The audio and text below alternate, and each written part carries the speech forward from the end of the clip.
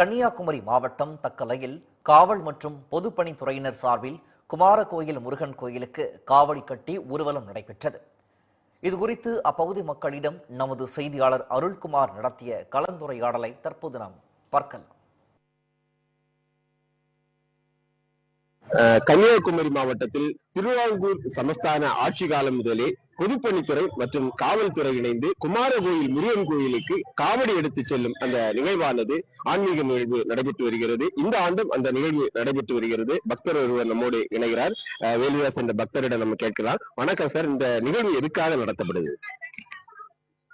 தக்கலை காவல் நிலையத்திலும் பிடபிள்யூ அலுவலகத்திலும் காவடி குமாரகோயில் முருகனுக்காக எடுத்துக்கொண்டிருக்கின்றார்கள். மார்த்தாண்டவர்மா மகாராஜா இந்த நாட்டை ஆண்ட காலத்தில் அதாவது சுமார் 1800 சில்லற கிபி 1800 சில்லறையிலிருந்து இந்த காவடியானது எடுத்துக்கொண்டிருக்கின்றார்கள். எதற்கு என்று சொன்னால் தக்கலையில் குற்றங்கள் குறைய வேண்டும் என்றும், பிடபிள்யூ அலுவலகத்தில் பயிற்சி கிடைக்க வேண்டும், மழை பெய்ய வேண்டும், மக்கள் வறுமை கோட்டில் கீழே இருக்கக்கூடாது என்ற காரணத்திற்காகவும் இந்த காவடியானது 41 நாள் விரதம் இருந்து தக்கலை குமாரகோயில் முருகனுக்காக காவடி எடுக்கின்றார்கள். இந்த காவடி இதுவரைக்கும் இந்த தக்கலையில இருந்தும் பிடபிள்யூ அலுவலகத்திலிருந்தும் எல்லா வருடம் எடுத்துக்கொண்டிருக்கின்றார்கள். தக்கலையில இந்த காவடியை போலீசும் பொதுமக்களும் இணைந்து நடத்தி கொண்டிருக்கின்றார்கள்.